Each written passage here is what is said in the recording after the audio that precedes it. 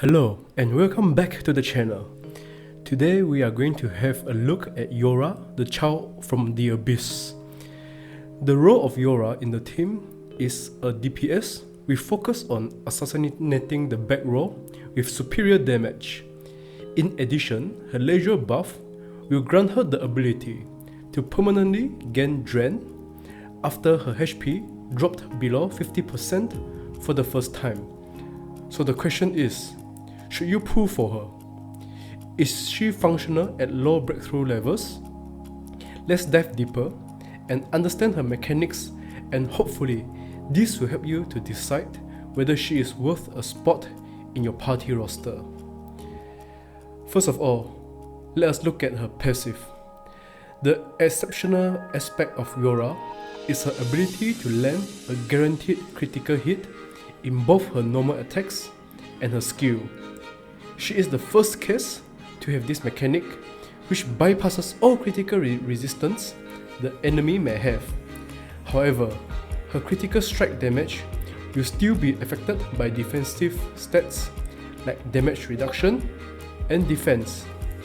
In exchange for her ability to land a critical strike every time, her initial critical damage has been lowered to 130% instead of the normal 150%. Luckily, this drawback is mitigated as she will increase her own critical damage by 50% each time she normals attack. Upon further testing, it is clear that the critical damage buff she received from her normal attacks are permanent and they can stack additively, up to a maximum of 100% critical damage. This buff is pretty substantial, as 2 normal attacks will allow her to have a base critical damage of 230% before factoring in the critical damage buff from chimeras and also her own breakthrough bonus. Now let's look at her normal attacks. Devouring Shadow. After a quick look at her passive, her normal attack is nothing exceptional. It's just a vanilla normal attack that deals a certain percentage of magic damage to a single row of enemy and subsequently reduces the range required to cast a skill by 1, while also increasing the skill damage by 50%. The skill damage buff, like her critical damage buff, also stacks additively. This will allow Yora to deal stronger and more powerful skill damage with each cast.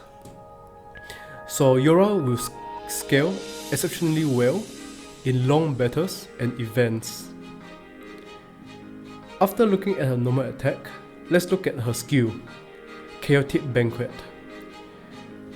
Her skill is by far the most polarizing skill we have ever seen in Echocalypse.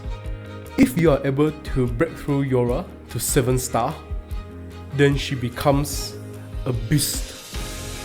At maximum breakthrough, she will deal 193% magic damage to the enemy backline and also the enemy facing her. She will also deal 20% true damage equivalent to the target's max HP, which is capped at 400% of her own attack. The true damage will bypass all defensive capabilities and deal a neutral damage to the enemy. The range reduction from her skill also stacks with the range reduction from her normal attacks. So if everything goes well, Yora can cast a skill with only 2 range.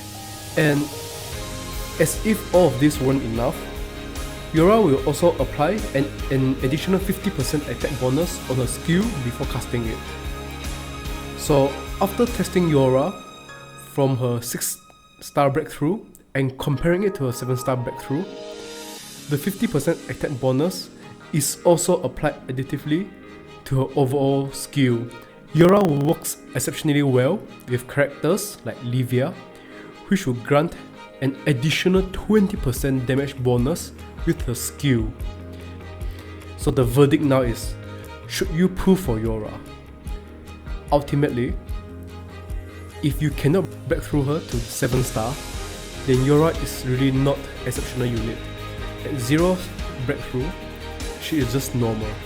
But if you can get her to 7-star breakthrough, then yes, you should definitely go for her. She is by far strongest cast that has been released, with the ability to wipe out the entire backline.